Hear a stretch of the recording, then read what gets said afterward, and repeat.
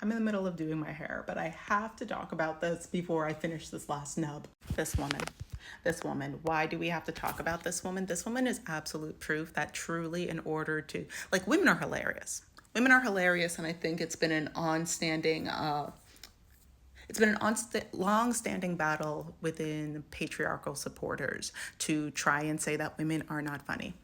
First of all, this entire trend, proof that women are hilarious. For those of you that are unfamiliar, basically there is this song from Hamilton, Best of Wives and Best of Women, that was going viral because there were a bunch of Gen Z women that were recreating this, but really showing how much Hamilton hated his wife. Now, Ashby, she encapsulated how much Hamilton could not stand his wife as like I kind of always like kind of saw it in Hamilton, but this video I was in hysterics.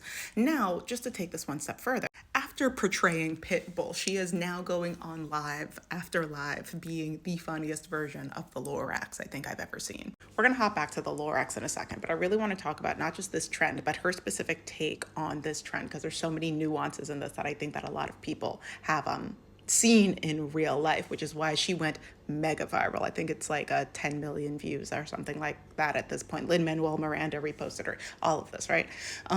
So why I think this trend is so impactful is because the makeup, like it is a play on the realities of the I hate my girlfriend trend, but it's now become the historically I hate my wife trend.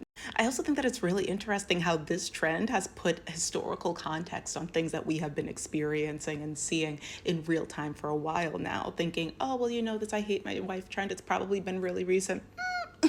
Like, Lynn created just enough space within this show for people to see, oh no, I think Hamilton always hated his wife. But to really show the absolute like ludicrousy of it and how it played out throughout the rest of the show, you really have to take the idea of I need to be palatable to men. I need to make this something that men would watch and be interested. You have to throw that so far away to where you take mascara, you smear it on your face, and you try to leave out of a locked window in the middle of the night. Taking this one step further, between the Pitbull impersonations and the Lorax impersonations and the like hours of streaming that she is doing, that has truly taken the internet by storm. Like, I'm obsessed, but unfortunately I cannot stay up until 2 a.m. because it starts at 2 a.m. my time, but that is besides the point.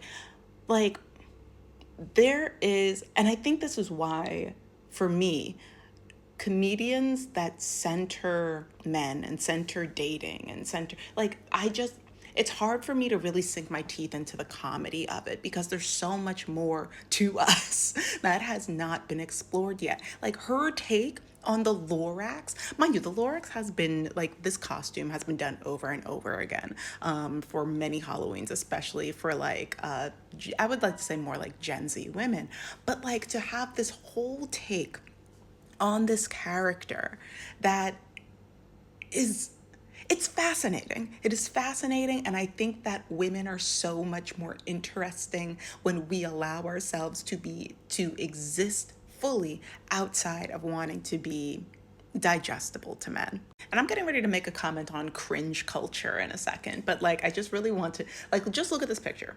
Just objectively as like a work of art, truly. Look at this picture. I also want you to know, if you have not seen any of these clips she is by herself. This is a completely silent this is a completely silent room. It's just her, I'm assuming a tripod, and she brought some trees into her bedroom. And now she dances sometimes. She like put on some music, she'll dance. She like wrote a couple of very odd jokes. And then she'll just like get on this box that she's constantly falling through, try to do a split every now and then, but like all fully in the lore. It is so captivating to watch. And she really has become an overnight success on TikTok. And I think that what I want to say about cringe culture is, one, I think that the idea of being cringe is also very tightly linked to being palatable, especially to the male gaze. You don't want to do anything too creative that is feminine. You don't want to do anything too whimsical that is feminine. You don't want to do anything that is not like that is too free-spirited, also feminine. You want to, because if you do something like that, you have too many eyes on you. If you make a mistake, whatever a mistake may be, people will judge you. And I think that's taking away a lot of our creative expression. That's taking away a lot of our ability to create long-standing bonds and connections with people. That's taking away the true ability to find like intimate community, to find true like aligned community, because you have to make a choice. You have to be weird. You have to be fun. You have to be you. And be okay with people being like, I don't think that's for me. Because when you allow yourself to be you in your fullest expression, no matter how outside the box it may be, that's when you start to find the people that will support you, that will cheer for you, that you would like to be friends with. That's when you will start to inspire other people. Like, it might seem really, I don't know, let me know in the comments, but like, I feel like we need to see more of this. I want to see more women, especially young women, just allowing themselves to be odd, unapologetically odd. So I'm going to share a little bit of lore. And by lore, I mean an incredibly, I like the picture, but I've been told, I'm just going to show you the picture. Now, I think that I've posted this on the community page a while ago, but for those of you who have not seen it, this was me. This was me, loud and bold in public, and it was more than just having this shirt that says "Welcome to the Gun Show" with a stud belt clearly on the outside of my pants. I actually had tickets. I went and I bought tickets and I handed out tickets to people. This was at youth group when I was a part of youth group, but I also wore this to school that day. And I handed out tickets and I asked people, hey, did you get your tickets? And they'd be like, I don't under tickets to what? And I'm like, tickets to the gun show. Now, clearly you could look at me. There are no guns to be had here. There was nothing to license. But I thought it was funny. And a lot of people hated that I thought it was funny. But guess what? It didn't stop me. And the people that also thought it was funny are the people that are still my friends to this day. And because I allowed myself to be a little out of the box, mind you, this is just one example of many of me being what I would consider just being a kid living out loud, right? So, I lost my thought. 1 second. There it is. So, also, I find it very interesting when I show people this picture, because back then I got a lot of hate for wearing this, mind you, and it had nothing to do with gun rights. I was like, what, 15? But it was more of just like, ew, Shayna, that's embarrassing. Like, Shayna, don't do that. Shayna, don't. And I was like, sounds like somebody's not going to get their tickets. And they were free. But the people that liked it, as I said, the people that liked it loved it, and they're still my biddies. But even now, when I show, like, not that I show this picture to everybody, it's just like a very dear picture. I enjoy this picture a lot. But when I show this picture to people from my past that had negative reactions to it back then, now they look at it and they go, wow, honestly, what a vibe. And I go, exactly.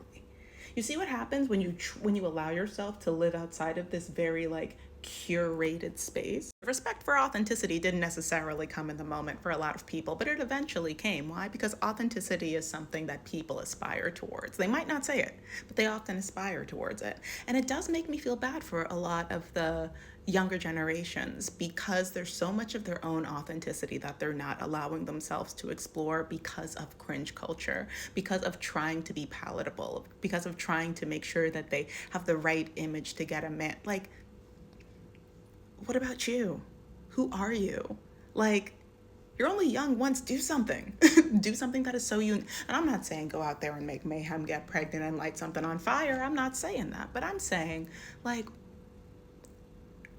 why not be the most you that you can be with the time that you have? Like, what is cringe?